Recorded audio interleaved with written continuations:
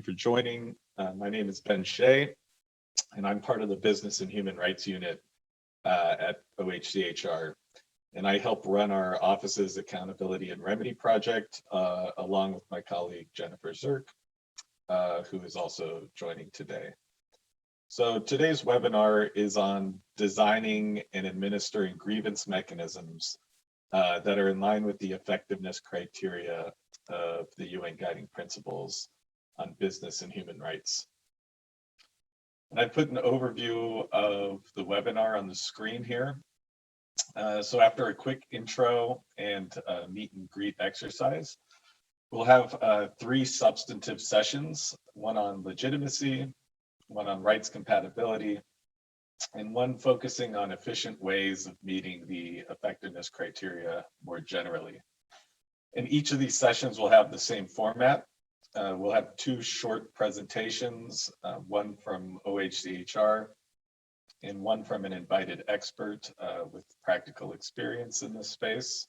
And then we'll save at least 15 minutes or so for discussion at each session. But right now, I'll just share a few housekeeping points and then quickly provide some context for the discussion. So to provide some really quick context, the guiding principles refer to 3 types of grievance mechanisms: judicial mechanisms and 2 types of non-judicial mechanisms, state-based and non-state-based. And for these non-judicial mechanisms, the UNGPs provide a set of effectiveness criteria which should be met for these mechanisms to be considered credible and in line with international standards. And grievance redress and accountability mechanisms, or GRAMs, are non-judicial mechanisms, and the effectiveness criteria clearly apply. So our conversation today will focus on unpacking what it means to meet some of these criteria in practice. So this accountability and remedy project has been going on for quite a while, and the first 3 phases of it correspond to those 3 categories of mechanism in the guiding principles. So the first phase, or ARP1, focused on judicial mechanisms. The second phase, or ARP2, focused on state-based mechanisms other than courts, non-judicial mechanisms. And the third phase, or ARP3, focused on private grievance mechanisms. And the goal for each of these phases was to enhance the effectiveness of the respective mechanism through the development of guidance on what a good mechanism looks like and on what steps should be taken to develop such a mechanism in practice.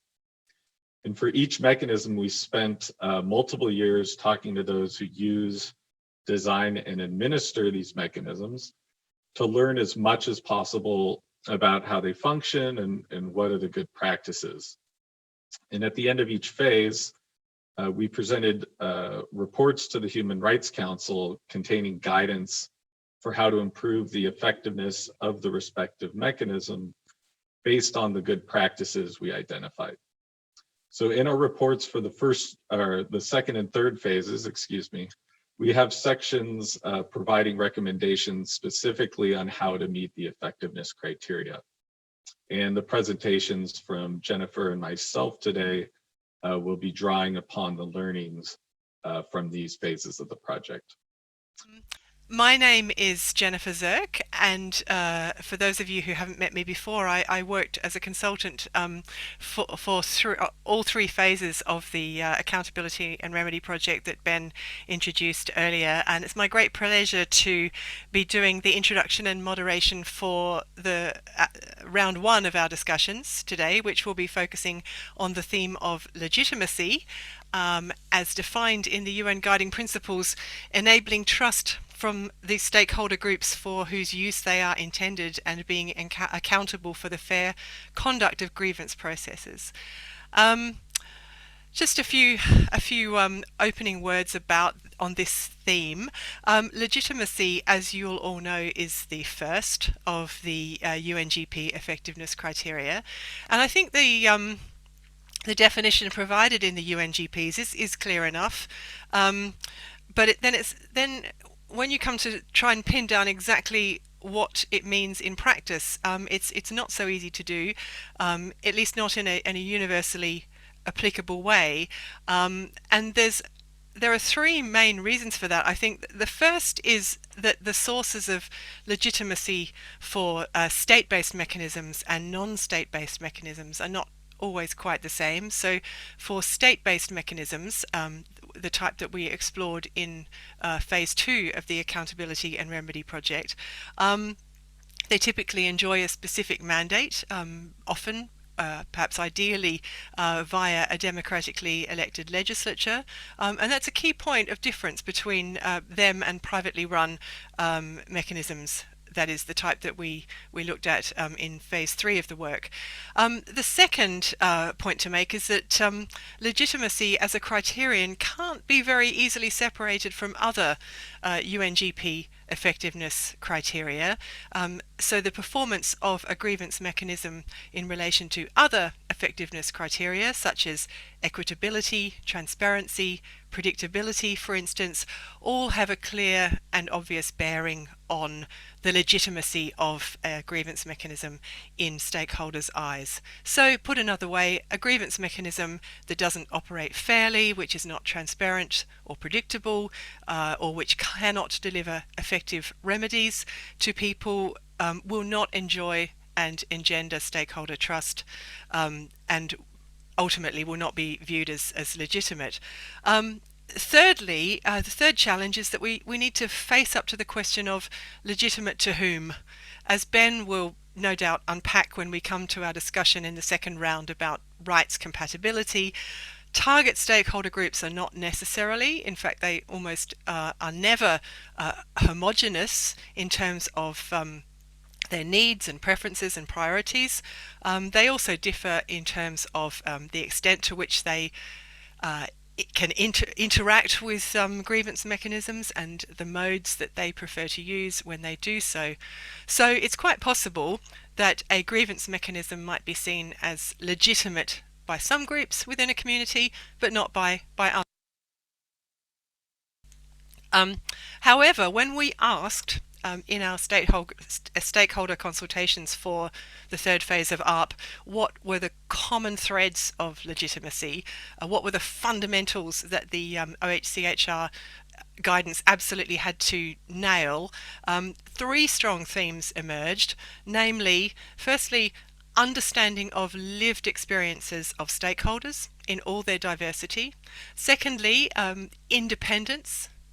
Ideally independence, or at the very least objectivity and fairness in decision making, and finally this concept of accountability. So I'm just, for my opening remarks, going to take those three one by one, starting with understanding of lived experience of stakeholders. We found, unsurprisingly, you might say, a strong correlation between levels of stakeholder engagement in the design of a mechanism and stakeholders' subsequent willingness to use it.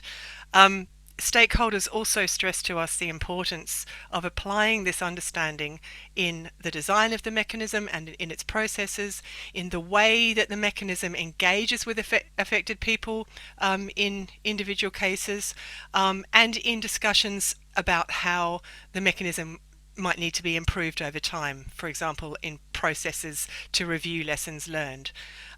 Some contributors to our process shared examples illustrating the value of having staff on board with lived experience of the problems that the mechanism would be focusing on, including the practical experience of the practical difficulties or social, gender-based, financial or economic obstacles that might get in the way of whether people can even seek remedies at all.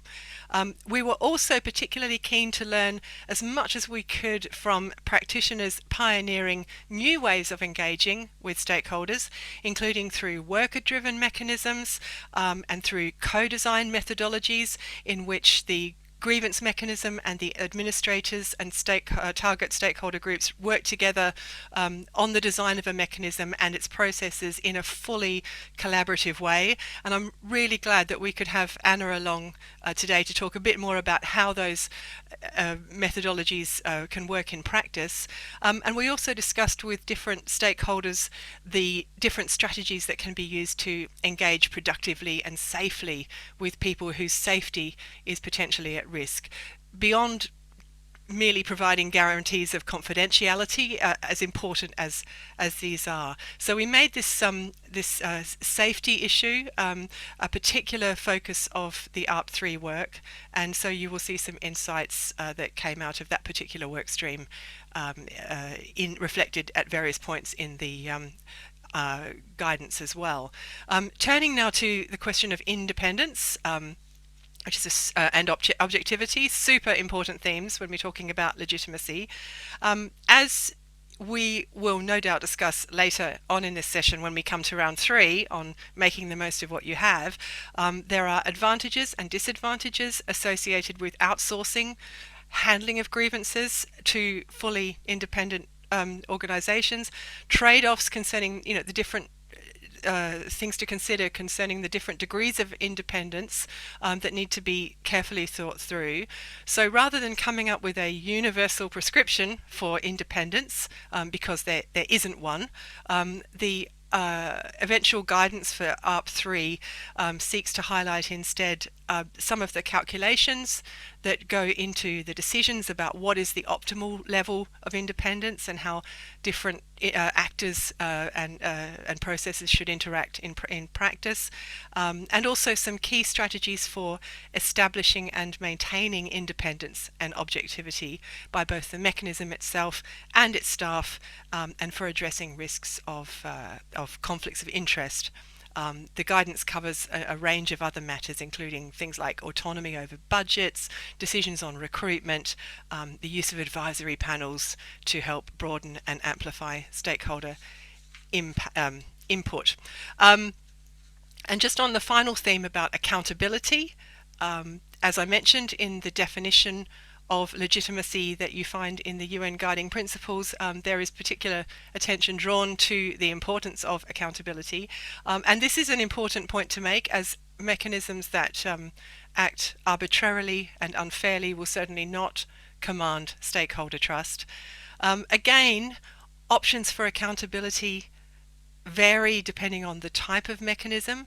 For state-based mechanisms of the type we examined in the second phase of the work, this could take the form of appeal processes, for example to parliamentary ombuds or parliamentary scrutiny in various forms, for example of the performance of regulators. However, for privately operated mechanisms of the type we looked at in the third phase, there's sometimes a need to get a bit more creative. And we heard from some stakeholders about how the involvement of external independent advisory panels or committees in decision making and review processes can be a good way of ensuring that certain standards of fairness are met. Based on the submissions of stakeholders to the third phase of our work, we could see very clearly how providing a meaningful system of appealing decisions for complaining about flaws in processes would improve accountability of grievance mechanisms. And this is reflected in the OHCHR guidance as well, although you'll find it you'll find it actually primarily under the criterion of equitability. So you can see again how closely linked some of these effectiveness criteria are. We also noted the importance of regulators as well in ensuring accountability of some company-based processes. For example, when grievance mechanisms are required as part of a license to operate. And you'll see that particular message reinforced in several places in the guidance, which is all about the complementarity between state-based processes and private processes. So I hope that gives you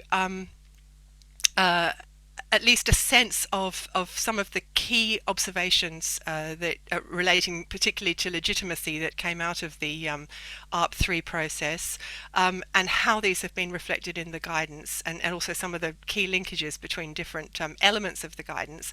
I'm now going to turn over to Anna Trippanell, who's going to give us some reflections from her own experiences of working closely with corporate grievance mechanisms.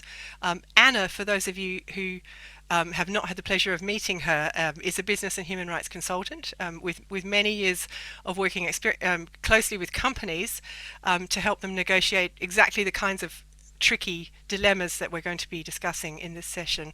I'm going to let her introduce herself a bit further, but she is definitely one of the field's pioneers and pathfinders, and I'm really looking forward to her reflections from her own work as a practitioner on remedy, on the effectiveness criteria, and on legitimacy in particular. Over to you, Anna. Thank you, Jennifer. I'm so delighted to be here, and I love the meet and greet. I wish I had been in all of your rooms to meet all of you individually, but it's such a pleasure and look forward to further discussions. Thank you for inviting me to be part of your discussions today, and a particular thanks to the Office of the UN High Commissioner for Human Rights, and of course the Independent Redress Mechanism of the Green Climate Fund. Creating channels for effective remedy is certainly not easy, and sharing lessons learned, insights and experiences openly is key to being able to advance meaningfully. So I'd like to really applaud all of you for being a part of this journey. So as Jennifer mentioned, my name is Anna. I'm a business and human rights advisor. Back in the day, I worked on the UN guiding principles on business and human rights. And since then, I've been working with a number of companies to help them develop policies and processes that can support them to respect human rights in practice. The way I see it, and let's go to the next slide here, Ben, human rights due diligence cannot be conducted without channels that enable people to access remedy where they have been harmed. And effective grievance mechanisms are a key pathway to enable that effective remedy. For, if we just think about it for a second, of course, how can a company understand how its business may adversely impact people if these very people can't tell the company about the impacts? You'll see on the diagram here how I depict remedy and grievance mechanisms. Traditionally, the UN guiding principles talk about policy and embedding, and then they talk about human rights due diligence, and then remedy comes later. But in this diagram that I work on with companies, I flip that, because obviously grievance mechanisms and remedy come before human rights due diligence as a step that enables quality human rights due diligence to actually be conducted. Now, this is not to say that creating channels for effective remedy is easy, far from it, but it's necessary. And we have a range of learnings from the private sector that can be helpful as organizations grapple with how to proceed. So today I'll be focusing on the effectiveness criterion of legitimacy. And to anchor this into practice, I'll be providing some insights from two recent grievance mechanisms. The first of its kind for self-employed workers here in the UK, based on the UN guiding principles, for which I served as ombudsperson from 2016 to 2019, and one of the first community-focused grievance mechanisms to be created following a legal settlement from a mining company, for which I serve as international human rights expert since last year. First, a few words about these contexts. Next slide, please. In 2016, Hermes, one of the UK's largest parcel delivery companies, was in the limelight. Media exposés had shone the spotlight on stressful working conditions, inadequate pay and protection, amongst other matters. And this was leading to a lot of attention, media, parliamentary scrutiny on working conditions. Some were calling it the gig economy, but essentially working conditions for self-employed workers in the logistics sector. Hermes responded by creating a new code of conduct, committing to treating couriers with respect and dignity. And the grievance mechanism they created for couriers served as a backend to their code. So the couriers had a place to go if they felt that the code had not been lived up to by the company and its managers. The second case, next slide, relates to Genfields, a company perhaps best known for its Fabergé jewelry brand. Genfields operates the Monte Puez mine. This is the world's largest ruby mine in Mozambique. And in 2018, law firm Lide brought a lawsuit against Genfields and its majority-owned local company, Monte Puez Ruby Mining, we'll just call it MRM, on behalf of a group of Mozambicans living near the mine. As part of a no admission of liability settlement, Genfields and its local company MRM created an OGM for neighbouring communities that had not benefited from the settlement, as well as for future claims that could come up. And this was all based on the effectiveness criteria of the UNGPs. So let's take a step back. What is the legitimacy criterion and how was it applied in these two contexts?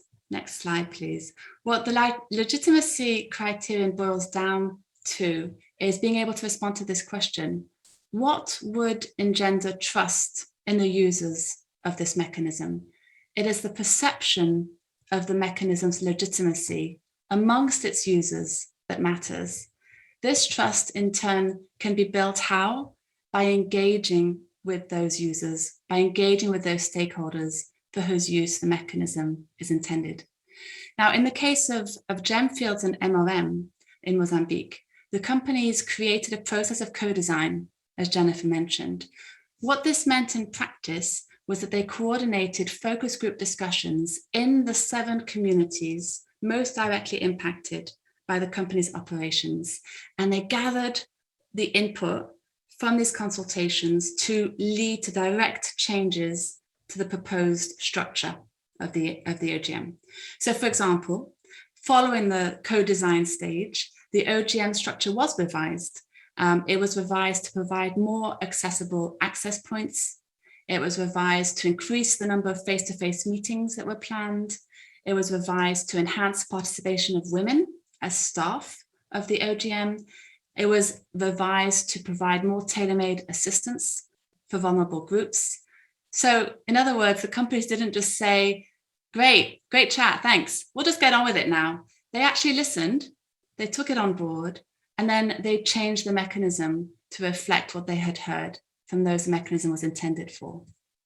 So these consultations also led to an important change, a decision to create a pilot testing phase. This meant that community and individual feedback meetings were scheduled to take place in the first few months of the OGM's operation. It wasn't just, let's go, this is it. It was actually, this is pilot testing, because we want to hear back what people are feeling, and we want to make adjustments based on what they're telling us. The process of co-design for this OGM started in January 2019, and the piloting phase started of October next year, 2020, to February 2021. So this, what you can see here, the design stage lasted for over 2 years, but taking the time was viewed as particularly important to enhance the legitimacy and the likelihood that community members would actually use it and would trust it. Now, if we compare now with the example of Hermes, the strong media and parliamentary scrutiny, I'm sure you're sort of thinking, you're kind of guessing what happened. The company responded immediately with a response. So the expose of poor working conditions hit the news in July 2016. By September, the company had adopted its code of conduct and had designed its OGM, that's over the summer, and it was already up and running by November. So you can guess that this rapid pace of development didn't leave any time for input from couriers as part of the design. So once created, the company sought to counter this by creating an active outreach program, a plan of engagement and consultation throughout the next year, the course of 2017.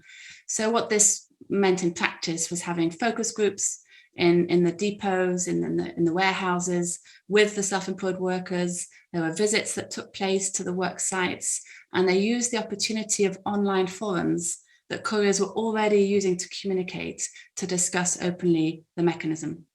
So some takeaways from this: early engagement is preferable to feed into OGM design. Engagement is necessary throughout, but the early engagement helps set the tone for the remainder of the relationship between the OGM and its users. But of course, there may be times where practical reasons mean that this engagement does not take place. Now, where that's the case, placing dedicated attention to engagement in the early days of the OGM is paramount. There's a window of opportunity, and I really see it very clearly when I'm working on these at the beginning of the life of the OGM, where trust can be built. If that window is lost, it's a challenge, if not impossible, for OGMs to restore the trust. Another important consideration to engender trust in the users of the grievance mechanism is to establish an independent process, as Jennifer mentioned. Let's go to the next slide here. So for Genfields and MRM, this meant creating a system of interlocking pieces, as you can see on this slide. With the Secretariat, there was a tier 1 process for lower level grievances, a tier 2 process for severe human rights impacts, and an independent appeals panel. Both the independent panel and the appeals panel are staffed by individuals outside of the company who are selected for their expertise, their connection to civil society and the academic world. The process is facilitated by outside experts, such as myself as international human rights expert. And what that means in practical terms is that I advise the OGM on implementation of the effectiveness criteria on a day-to-day basis. I don't have a vote on remedy, but I provide input and guidance to those that do. For Hermes, next slide, there was a different system of interlocking pieces designed with the same objective of helping enhance independence of the process. So as you can see on this slide, there was a panel in the company staffed by professionals at arm's length from the operations, and this panel took decisions on day-to-day grievances. Where those grievances arose to the level of a severe human rights impact, then I would play a role here. I could take the decision personally as ombudsperson on the grievance, using the UNGPs as my basis, or I could work with the panel to find appropriate remedy for the case. And to help guarantee my independence, there are a number of things we structured and negotiated. One of them was I could travel freely to any warehouse and depot. I did that often before Christmas, where it got really very busy, and there were lots of grievances coming in. I had a direct line to the board's audit committee and the CEO, which led to some really helpful discussions, obviously on changes that needed to be made as a result of what was coming in. Now, my personal observation on independence is that how the OGM is structured to help ensure independence is, of course, paramount. But that structure will only go so far if users don't know about how the interlocking pieces are designed to help enable independence. So all of the pieces that work together, the reporting lines, the funding lines, the recruitment, they're all important and they merit being explained to the users. So here, once again, we come back to the importance of early and ongoing engagement and dialogue with users.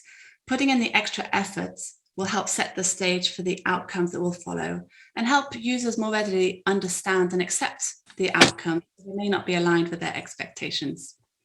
So as I conclude, let me be clear.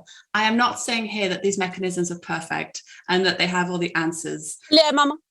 We can't say that any mechanism has that. But what I am saying is that the designers of both of these mechanisms thought deeply about legitimacy and sought to create a structure that could work for these mechanisms, so that they really were serving the people that they were designed for.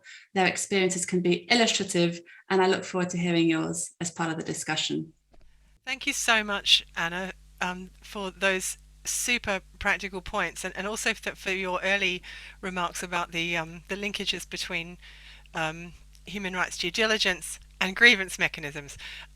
Certainly in the work that we did, that Ben and I did in ARP3, we did encounter the problem of off-the-peg type grievance mechanisms, that kind of conform to a certain template, but didn't necessarily respond to the specific really salient issues of the activity of the enterprise in question, and also thank you for sort of highlighting the importance of the centrality of good stakeholder engagement in helping to resolve some of those problems.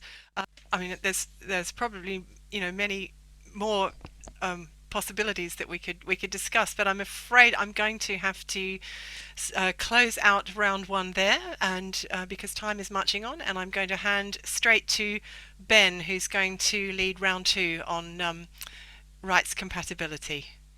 But now we're going to turn to rights compatibility.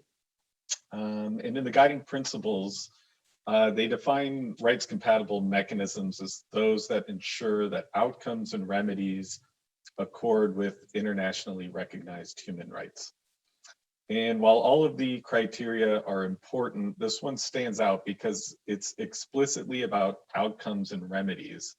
So that is, it addresses the substantive aspects of remedy, whereas the other criteria are largely about procedural aspects.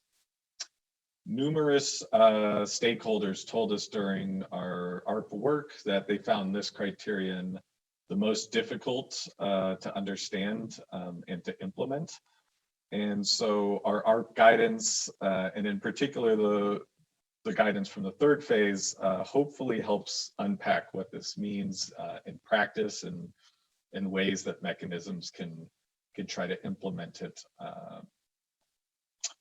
So the first point that I'd like to make relates to the remedies themselves. So I think it's helpful to take a step back and consider what the relevant international standards are. And one of the clearest and best international law statements on what an effective remedy looks like can be found in the UN Basic Principles and Guidelines on Remedy. And that instrument states that effective reparation should be adequate, effective, and prompt. And if you look at our guidance, that is really our starting point for rights compatible remedies. However, we've also added in the need for remedies to be culturally appropriate and gender sensitive. And what we're trying to emphasize is that remedies must work for all affected individuals within a community and not just some, for instance, just men. The second key insight to draw from the UN Basic Principles is that effective remedies can take many different forms. And the principles identify 5 main types of reparation for human rights harms, which I put on the screen here. And it's worth emphasizing that a single form of remedy may not be adequate or desired in all cases. Different remedies may be more effective in different situations, and different groups of rights holders may have varied expectations with regard to remedying the harm suffered. Sometimes mechanisms tend to focus primarily or only on guarantees of non-repetition to make sure that certain harms aren't repeated. And while that's certainly important, it doesn't counteract the harms that occurred to those people who were impacted. Additionally, people often assume financial compensation is what impacted people want. However, when it comes to restoring someone's dignity, acknowledgement of the harm and an apology are often important components of remedy alongside any compensation. However, the ultimate test of whether a remedy is effective is whether the recipients of the remedy view it in that way. So in other words, it's the assessment of the remedy receiver that's important, not the assessment of the remedy giver.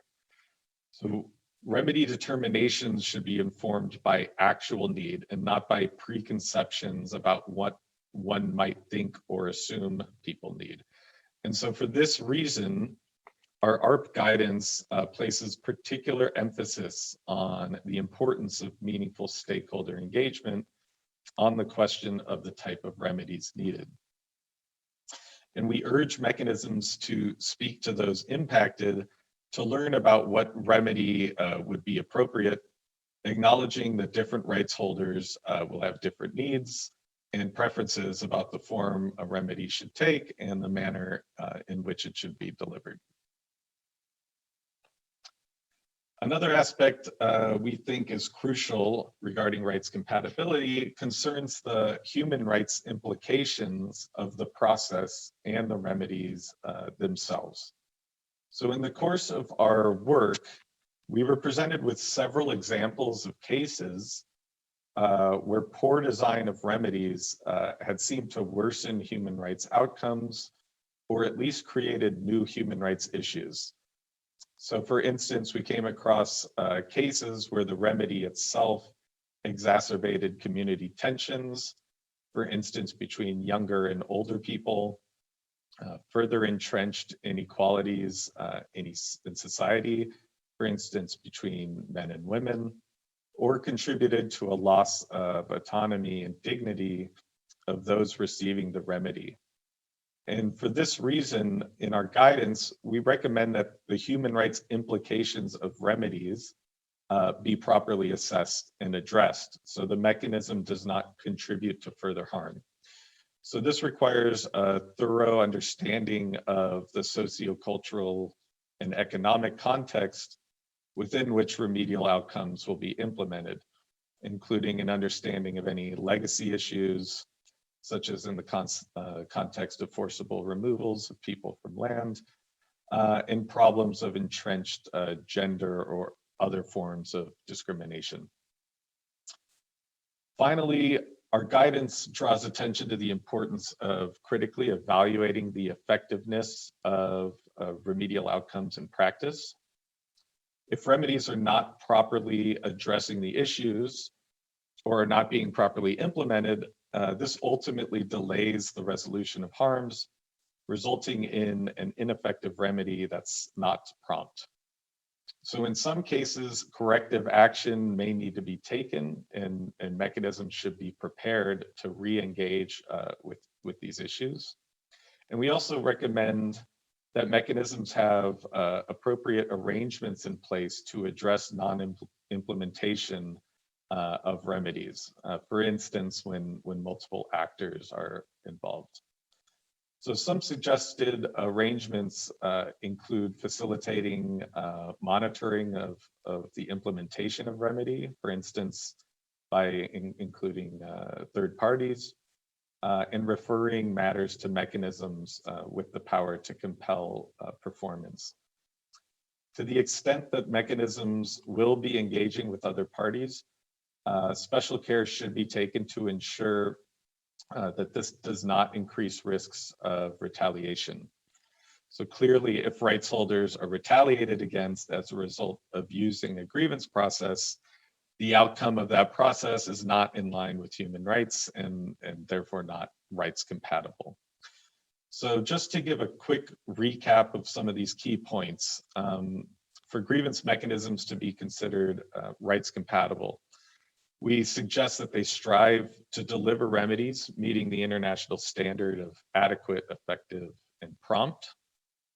That affected stakeholders are meaningfully consulted about the type of remedy and the manner in which it should be delivered, and that all forms of remedy are considered.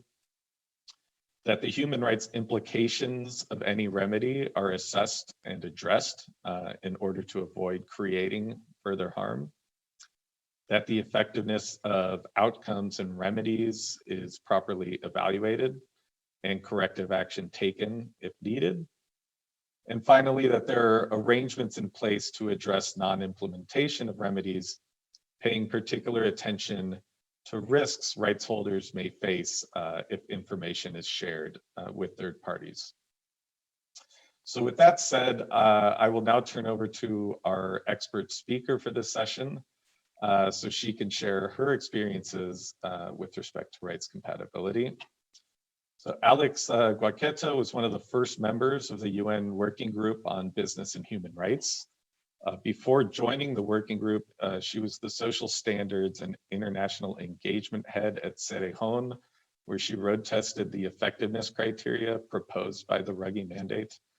And more recently, she has acted as Global Practice Leader for External Affairs at Rio Tinto, working on human rights and civil society engagement, among many other things. So we're very grateful and honored to have you join us today, Alex. So the floor is yours. Thank you, Ben, and thanks to Jennifer, Lananath, and others for this invitation. So I will be speaking today from the perspective of company-level grievance mechanisms.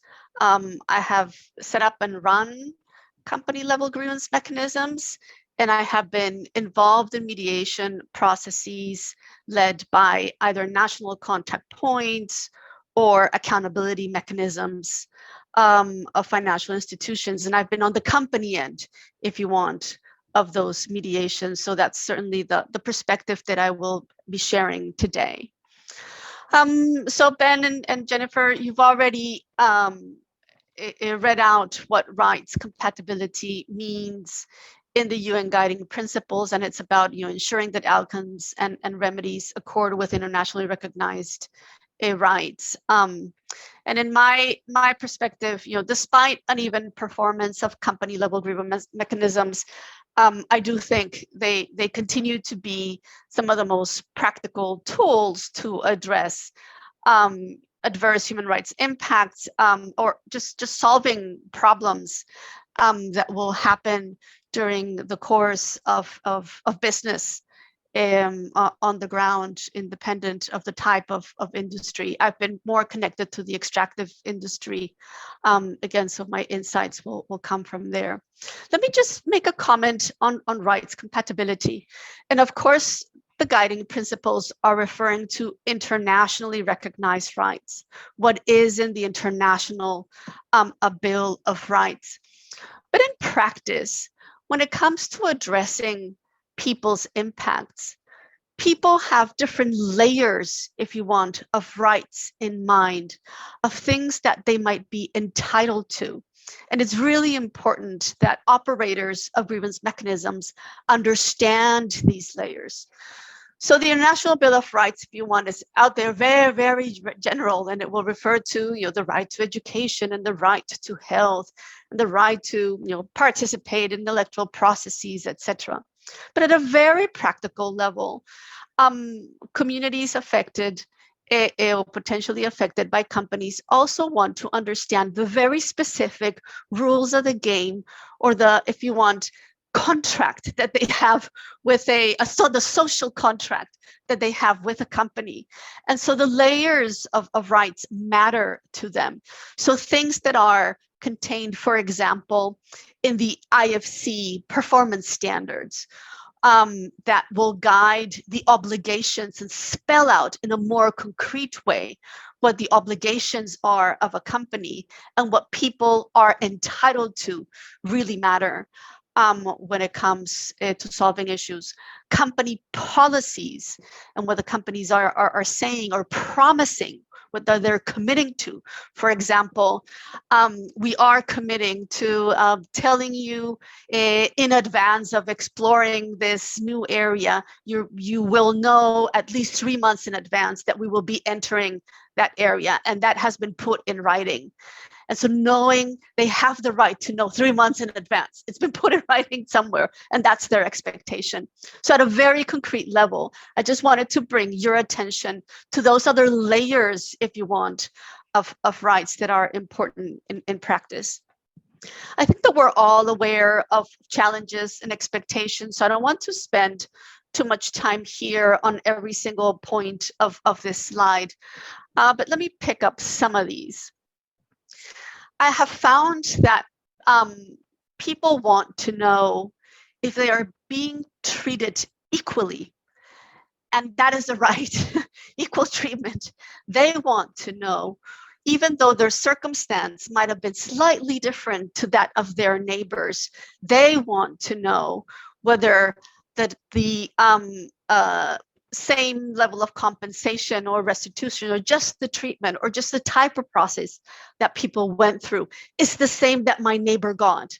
Or they want to ensure that my neighbor is not getting more than what I am entitled to. So for companies, being mindful of that, if you want equal treatment of affected communities, it's important. It's easy. It's done easier when, for instance, there are specific and concrete guidance that pertain collective communities, for instance, resettlement, that tell you exactly what you need to do in order to respect people's rights during a resettlement. But it's far more difficult for companies to ensure equal treatment of people if companies, for example, are global and have operations in many different countries, it is very difficult for companies to actually codify learnings from one country to the other, from one case to the other. Knowing and understanding what happened. Again, Ben had the different categories of remedy, restitution, rehabilitation. And I have found that apart from compensation, people want to know what happened and why it happened. And it's something that companies struggle with, sharing that information for different reasons. Justice, accountability, and punishment. Again, I have solved more than 400 complaints, I guess, in my life. And it was quite interesting, depending on the local context. Some affected communities wanted a negative consequence for those involved in wrongdoing, those involved in the decision making. And that negative consequence would sometimes be, or their requests or the understanding would have been the termination of somebody's employment. Of course, if there was a crime committed, that this also goes in parallel to the judicial system. There's a consequence adjudicated by the judicial system. But it was very interesting that in some cultures, in some locations, that desire of punishment was quite strong. Guarantees of non-repetition, I think that Jennifer have mentioned it, and folks want to know that things will not happen to them again. Implementation, there tends to be a lot of distrust on whether companies will deliver on compensation, especially if it pertains longer processes where solutions have several steps or may take a year or a year and a half to deliver. Will the company actually deliver what it is saying it will deliver? Who will guarantee that happen? Restoring the dignity of the complainant. Very often in discussions, in complaints, they come along with conflict and with ongoing, if you want, discussions between somebody in the community and somebody in the company, arguing over who was right, of what actually happened. I claim the water is polluted. No, we don't think the water is polluted. There's an independent investigation. Yes, the water was polluted. I want you to recognize in front of everybody in the community that I was right. And that public recognition is important for people's empowerment. I have found that quite important in many cases. People's rights, different types of rights, and I'll of course our mind is set on those that are affected, but I do want to share a very quick anecdote, actually from Sarah Hahn. One member of the indigenous community was riding his bike, and a contractor was on a motorcycle and passed very quickly beside him, startled him, he fell, and then he couldn't work for about 2 weeks. He had injured his arm. In his culture, he had the right to go to the contractor's home and take the motorcycle from him. In his culture, that is part of remedy. But the contractor is not a OU member. And so in the country's rules, when you have these intercultural, if you want, notions of what remedy constitutes, well, the contractor, that would have been stealing his motorcycle, that's his. And these different notions of rights do pop up in these cases, but you also need to take into consideration other people's rights in the equation, not only that of the complainant. There's a challenge of that operators of grievance mechanisms, especially in developing countries, non-OECD geographies face, and it's the notion that companies are rich and have money, and affected folks don't. And simply because there's an inequality of wealth, then large compensations in money should be given, simply because that comes across as fair. And so addressing expectations of redistribution of wealth is often a challenge of mechanisms. So I'll go then to just some of the, I guess, opportunities that people interacting with company level grievance mechanisms, either advisors like Anna, or folks sitting in accountability mechanisms that are interacting with company level mechanisms, can keep in mind to address some of these challenges and expectations when it comes to substantive aspects of rights. It depends on the industry sector, but actually companies will tend to have mature health and safety systems.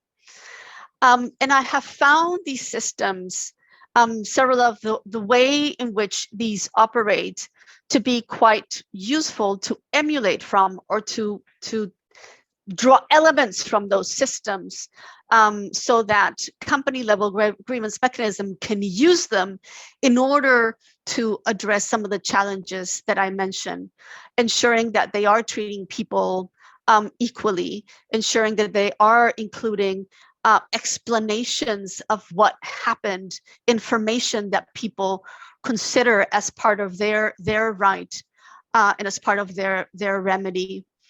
And of course, guarantees of non-repetition.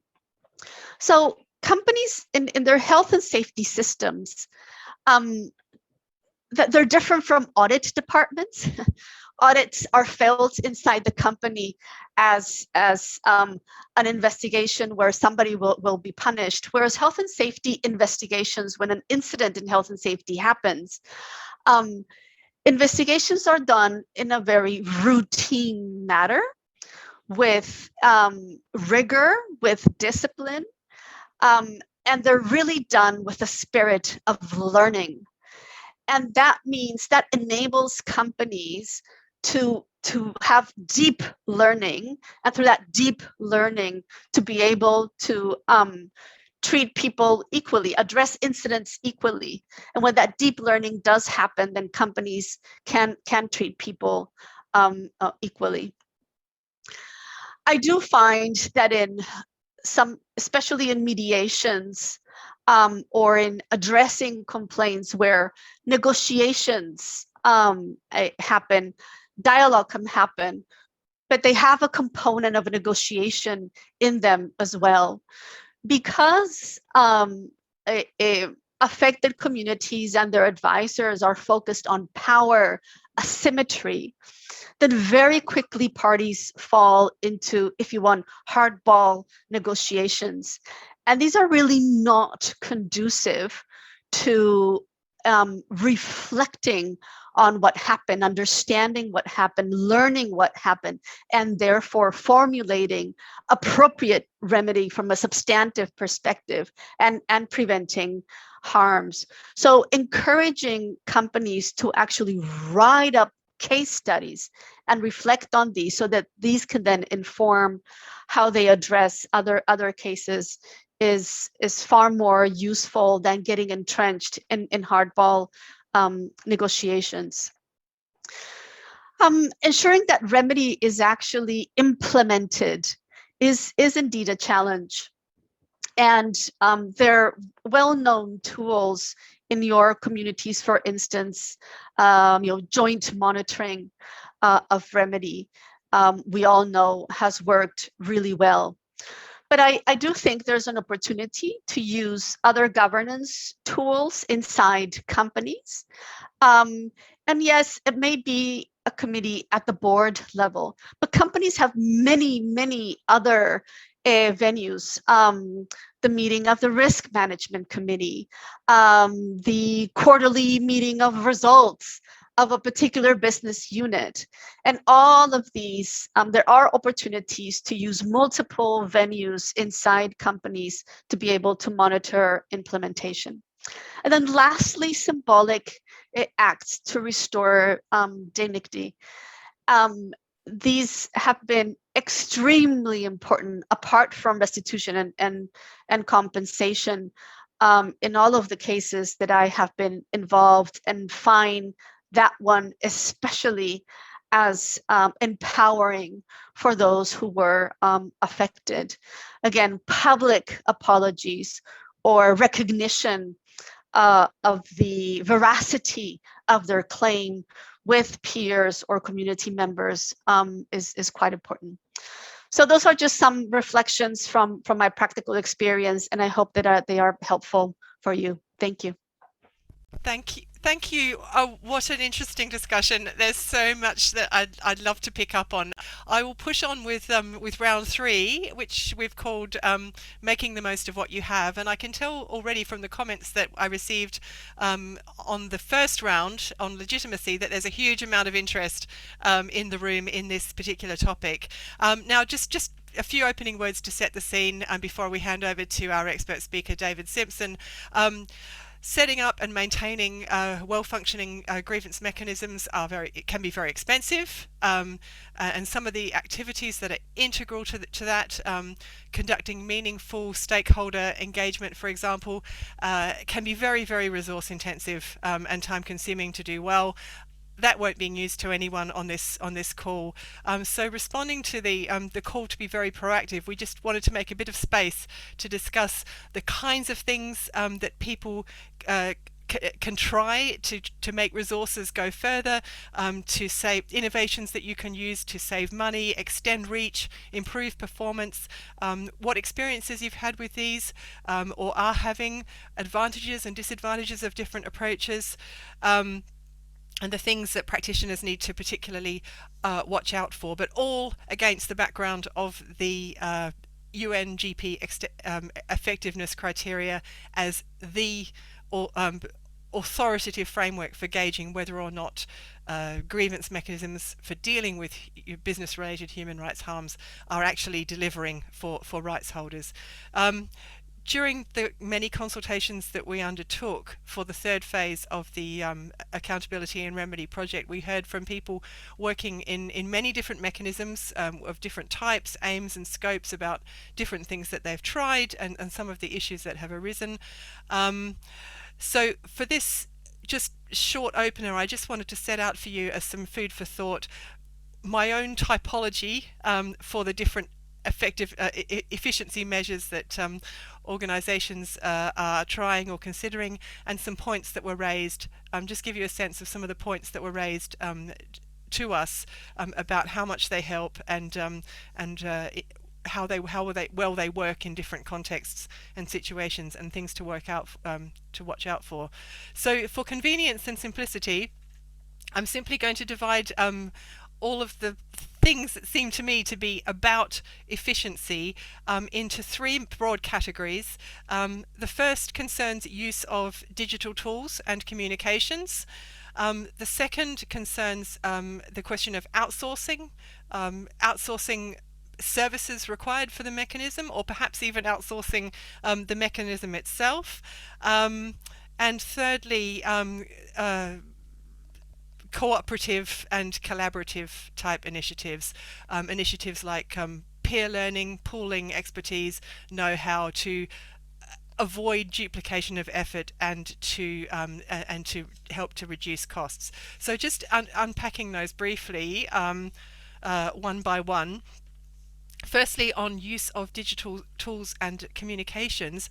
Now, just as we relied very heavily on digital tools and communications to conduct our own research for the Accountability and Remedy project and to gather inputs from as many people as we possibly could, grievance mechanisms of all shapes and sizes frequently rely very heavily on the internet and email and other tools such as survey platforms to publicize their existence, to receive complaints, to engage with people over the course of a grievance process, to conduct stakeholder consultations of various kinds, and to publicize outcomes and data. Now, the cost savings, efficiency, time saving benefits of these are obvious.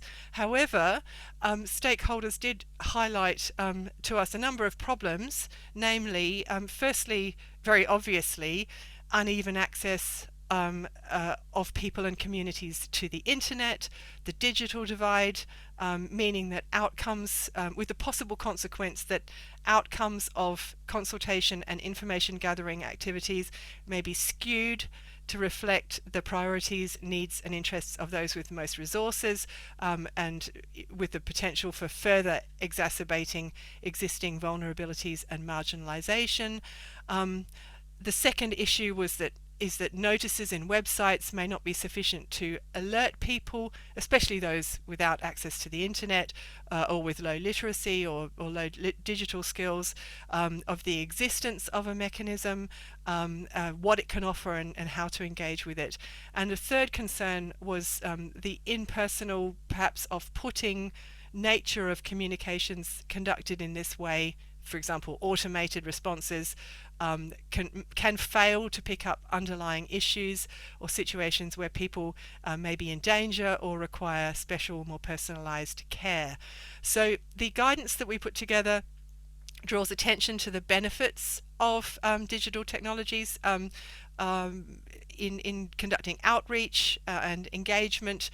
So if you look particularly under the heading of accessibility in the guidance, you'll see some suggestions there, but there's an acknowledgement too that this often needs to be supplemented in various ways, and there was a question to Anna about this earlier on, and examples of this appear in the guidance.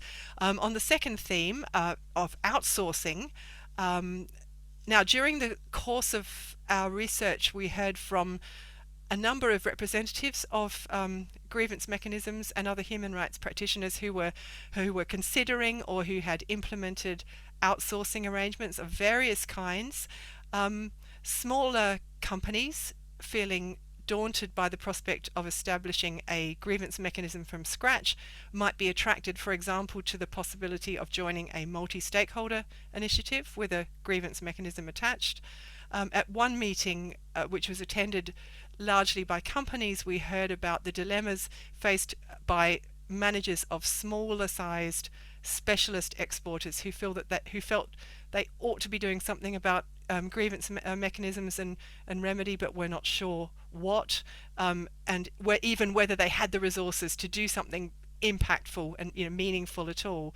And some of these noted that they had been actively lobbying business associations to see if the business association could provide some kind of umbrella mechanism as a more realistic option. And Lalaneth, it sounds like from your comments earlier on that you would recognise this problem, and also the possible solution.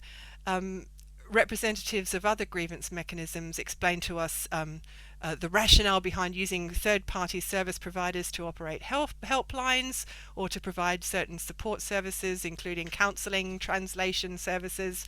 Now, the obvious advantages of outsourcing include likely lower costs, the possibility that we were discussing earlier that having some independent grievance mechanism could add, credibility and legitimacy to processes. In the case of mechanisms provided by business associations, there's a possibility that it could foster more consistency across the sector, a more level playing field.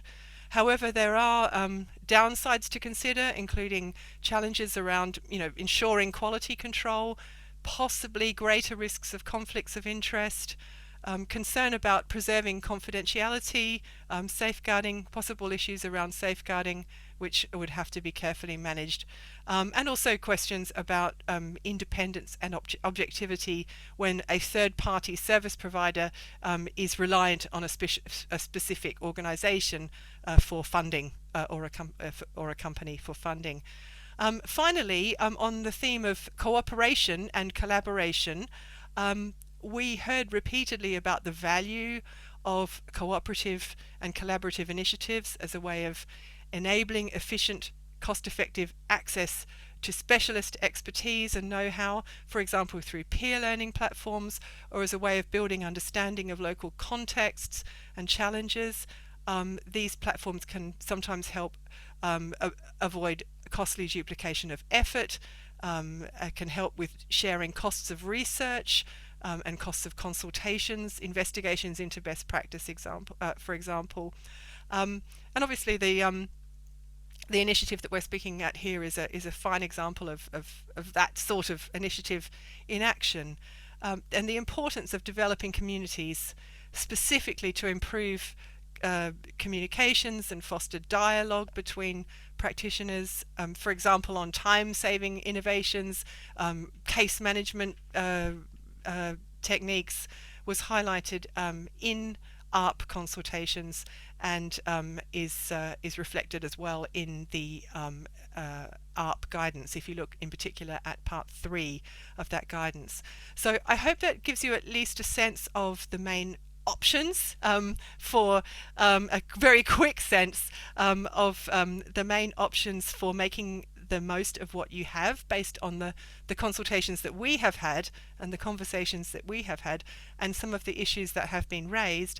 I just want to turn now to David, who's kindly agreed to share some reflections based on his own many years of experience in accountability, innovations, corporate governance, grievance mechanisms, sustainability standards, and also stakeholder engagement.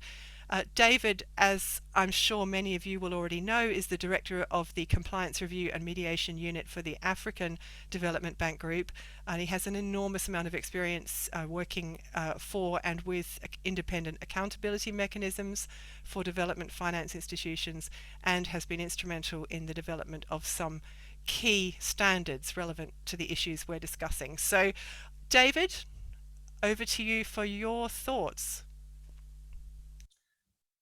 Thank you, Jennifer. I'm just sharing my screen now.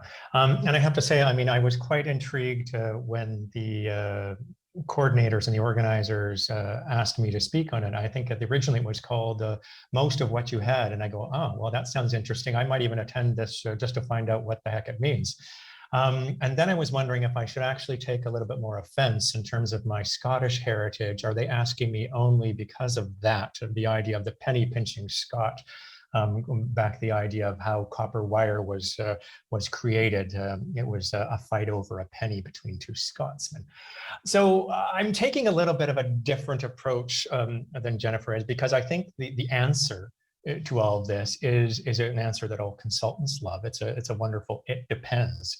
And it's really difficult to say with any great thing, well, you should try this or this in terms of making the most of what you had. What I'm going to suggest more is perhaps more about kind of process. So the first thing that one would have to do is wonder, well, what do you have in terms of an inventory? And pulling on some kind of previous work, this is often the case when we're talking about a grievance mechanism. It's a suggestion box, notably not a complaint box, but a suggestion box in which one can put their complaints in. And this is increasingly the manner of how organizations are handling this question. In terms of, you sign up to a clause, or your supply chain is asking you to say, okay, you have to have a grievance mechanism in place. Yeah, we've got one. It's hanging up by the lunchroom. So this is what we have. And this isn't to say that this is not a grievance mechanism. And I want to be very deliberate about that as well, as that could also be an important part of it. And it could depend. And again, the depending thing. So the take that I've taken upon this question, Jennifer, is not necessarily those kind of 3 areas of digital outsourcing and co-op, although that'll be part of it, but taking this in terms of how do you get to the depends part, and really, how do any organization get stuff done? And this is really, I was really pleased to hear Alex's comments on, the first example there in the occupational safety and health management, because this is exactly a kind of process that it goes through the meat grinder. And there's really relevant things that we can use for there that you already have. whether it's managing a production of widget, or an environmental management, compliance management, anti-corruption, certainly supply chain management, which is increasingly looking at due diligence and levels like that. They can all pull from that same level. And I think that's an important part for us to consider as we go through. So rather than taking, and I think it's very difficult, and when we start from the UNGPs, where a bunch of kind of academic types and us kind of the human rights experts sit around and can opine on these very high level 30,000 foot kind of principle levels, how do you actually apply that? And this is where I think you get into a kind of a business management system of an application of a kind of plan, do, check, act. And even just by documenting these processes, you're simply kind of running through a lot of that. If you have a well-established procedures, you have a clear line of responsibilities, check. That contributes to some elements of legitimacy. If you provide information, you've got a documented policy on anti-retaliation, wow, that's excellent. That moves you a bit forward on the accessibility side of things. A defined process that outlines clear responsibilities and procedures. Predictability is a good element of that. You have regular reporting in terms of this element of the continuous aspect coming out. Reporting on the performance of the engagement itself. Well, that's part of the transparency principles. And then regular reporting and assessment on performance, that's a part of a source of continuous learning, not only on the particular complaint, but the source of continuous learning for the mechanism itself. And so I think you're already advancing that in different areas. What does this look like? So, you have the scope, the terms of definitions, you have the guiding principles. And what are you going to put there? You're going to put things like the alignment to the UNGPs right at the very beginning when you're developing your systems.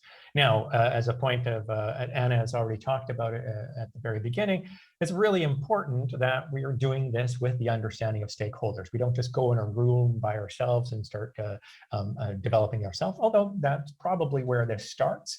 And you can defer to levels of stakeholders. Are these stakeholder representatives? Are these much broader kind of survey tools? All of that can be part of it.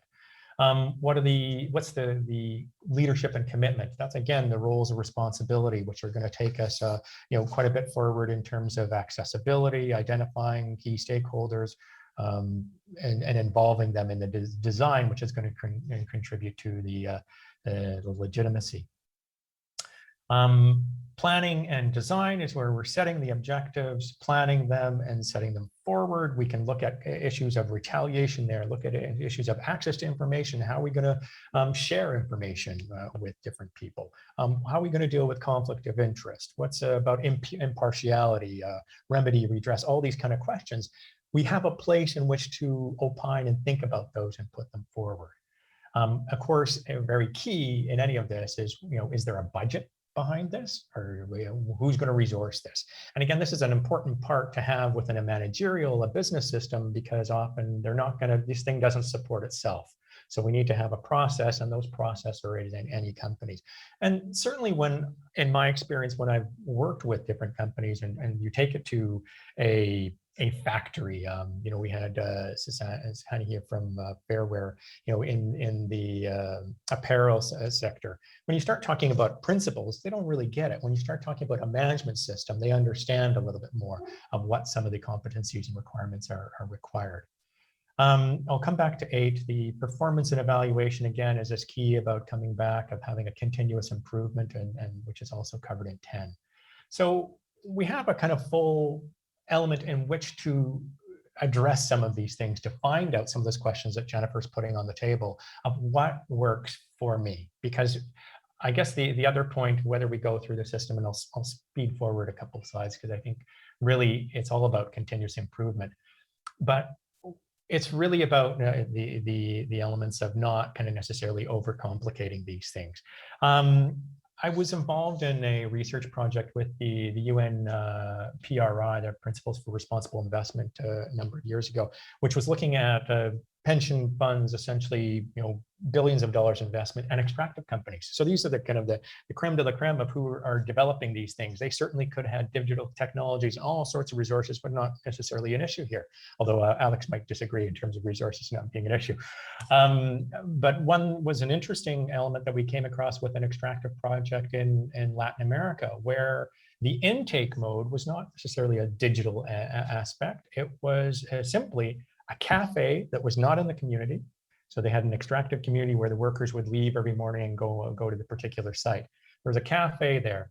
They had an individual who's with the company, had a ball cap with the company's name. That was the grievance mechanism intake element. And they said for that system, that worked the best for them. He went from table to table in the morning, said, what are the problems? He was a trusted individual, and that individual was the one who was reporting back and forth to headquarters. So we don't necessarily need all of the bells and whistles in all of those areas. In terms of collaborative approach and outsourcing complaint intake, I was thinking when we're mentioning that earlier on, I think it was Anna's presentation about what we can do. I was thinking, I'm going to date myself some years. I don't know if any of you recall back to the year like Shell was involved, and they had the Tell Shell platform. They essentially just set up this platform where you can simply tell anything that was going on, any complaints, and it was completely transparent. There was no kind of filter. Of course, it didn't last very long because of that, I'm sure. But you have that kind of radical transparency that's part of those things also that people could use, and you could use that as a delivery model possibly as well. I think there was research that Elevate did recently in terms of on intake. Sometimes we think, oh, it'll be great to have a perfect system. And I've worked with different organizations who like to have a perfectly kind of system, particularly on the digital aspect. Where it suggested that once again, when we ask complainants, and this was, at the factory level, where they felt the most comfortable, it wasn't some anonymous person who they don't know digitally at the end of some element. It was like, I'm going to report my complaints to my supervisor. It sounds a bit odd to us in some ways. It's like, well, that person might be part of the problem, not necessarily part of the solution, but yet that's what people are telling us in those areas. And we have to kind of understand that. It's like, maybe it was their immediate supervisor. Now, if it was issues where it was actually the immediate supervisor was causing the issue, obviously we have some issues there.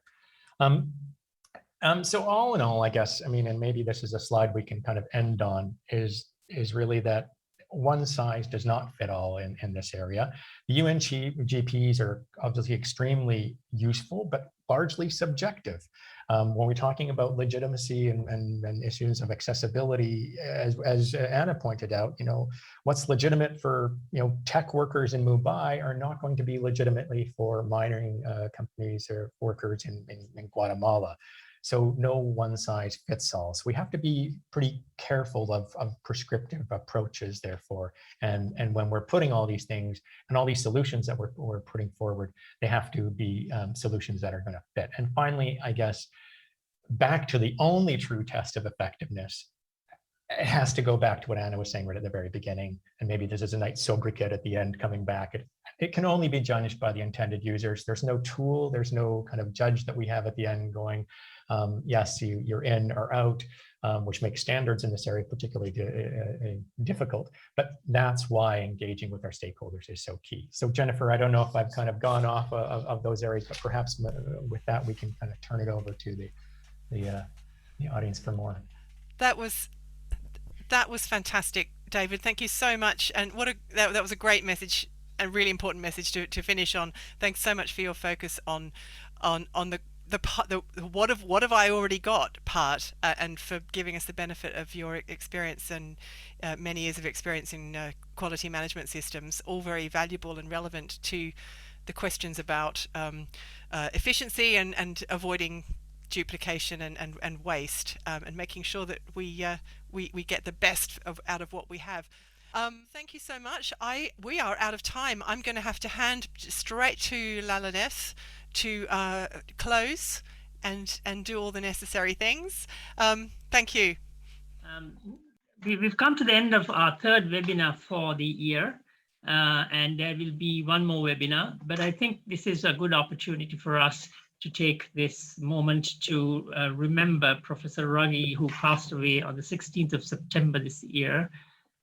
Professor John Ruggie played an important role in helping to craft the UNGPs and to set the stage for the work that our colleagues in OHCHR have been doing since then. He was the special representative on business and human rights appointed by the Secretary General, and served in that capacity when he was appointed in 2005. And last but not least, before I end, thank you to everybody for participation. Thank you to OHCHR for hosting this webinar. Wonderful topics, well organized.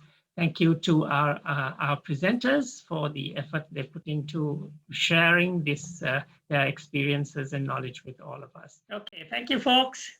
See you in December. Take care and stay safe. Thank you.